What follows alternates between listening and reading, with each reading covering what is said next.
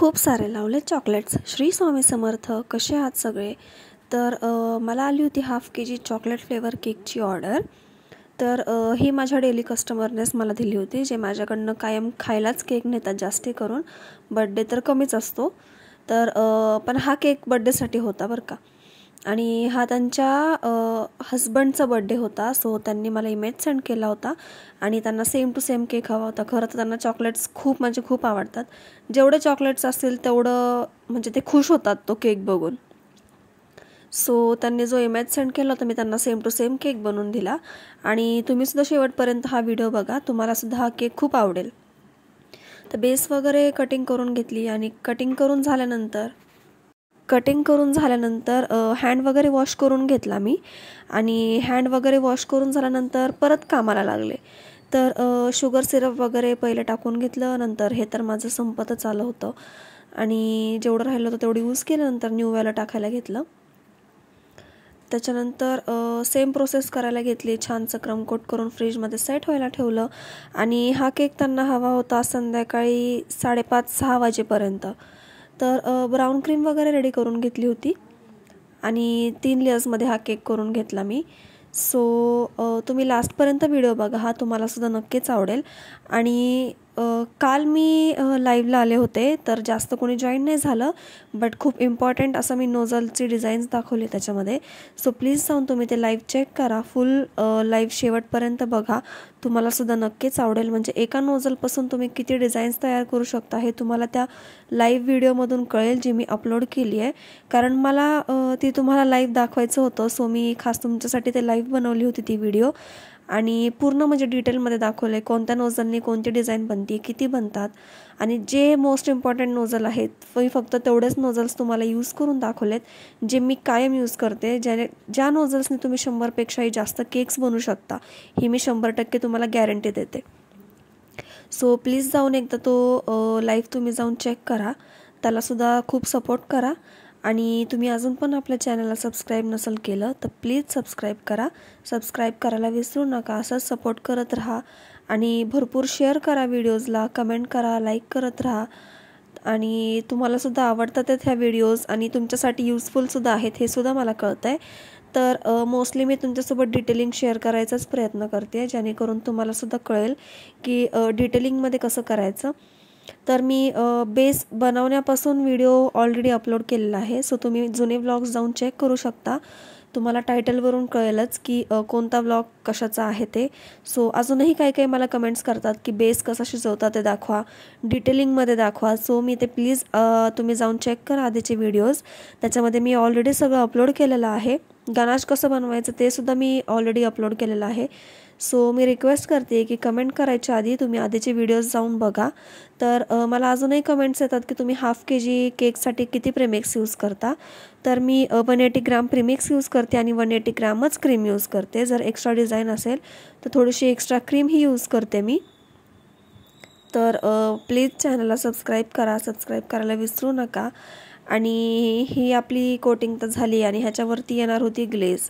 तर मी तोपर्यंत ग्लेज पण तयार करायला ठेवली होती, जी आपल्याला ह्याच्यावरतून टाकायची होती. आणि ट्रफल नव्हता करायचा हा त्यांना, फक्त चॉकलेट हवा होता आणि ग्लेज हवी होती.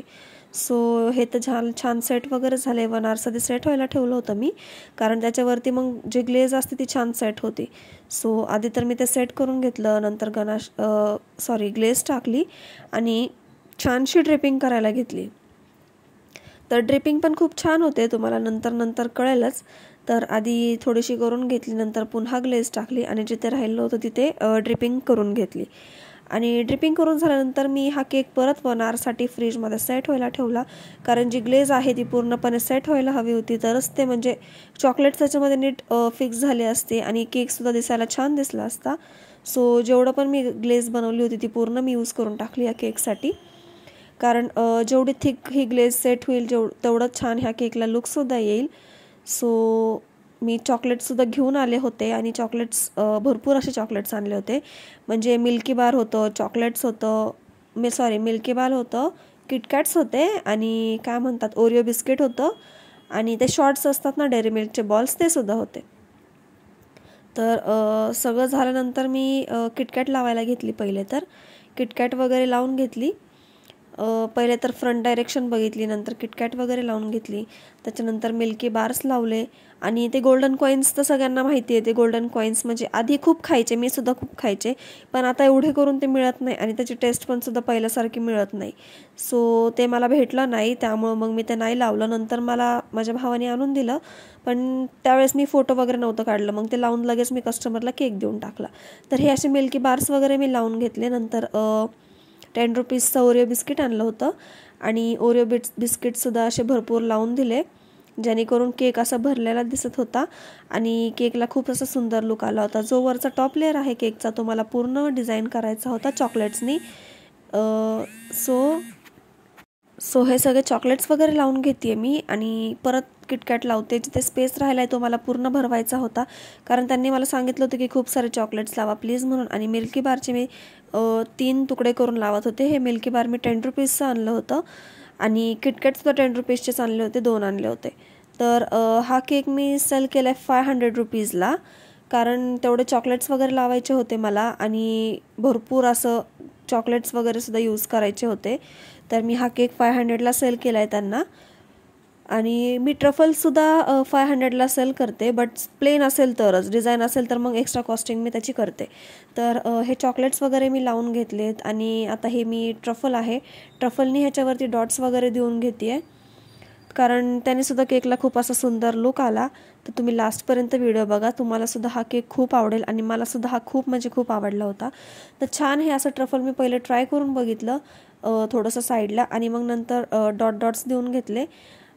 एवढे सुंदर डॉट्स येत होते ना की मी एवढी खुश झाले की मी सुद्धा एवढं परफेक्ट ट्रफल बनवू शकते, जेणेकरून डिझाईनसुद्धा एवढी छान येईल.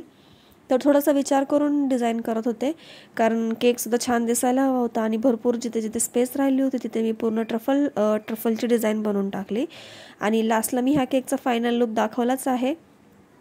सो प्लीज व्हिडिओ शेवटपर्यंत बघा. आणि कसं केक डेकोरेट करायचं जास्त काही अवघड नसतं, खूप इझी असतं, तुम्हालासुद्धा ते जमेल. तर तुम्ही बघू शकता की किती छान लुक आला ह्या ट्रफलच्या डिझाईननी, जे एकदम परफेक्टवालं झालं आहे. आणि ह्याला मी यूज केले मोदकचं नोझल, जे मी कालच्या लाईव्ह व्हिडिओमध्ये अपलोड केलेलं आहे की त्याने किती डिझाईन्स बनतात, काय डिझाईन्स बनतात, सगळं मी दाखवलेलं आहे. सो प्लीज जाऊन एकदा ती लाईव्ह व्हिडिओ तुम्ही चेक करा. आणि तर हे डॉट्स वगैरे सगळे देऊन तर झालेत आणि नंतर आता टाईम होता लास्टचा जो फायनल लुक आहे केकचा तो दाखवायला. मला आठवत नाही आहे की मी हा केक मेजर केला आहे की नाही, कारण मला आणखीन एक केकची ऑर्डर होती, सो नाही जमलं आहे मला ते.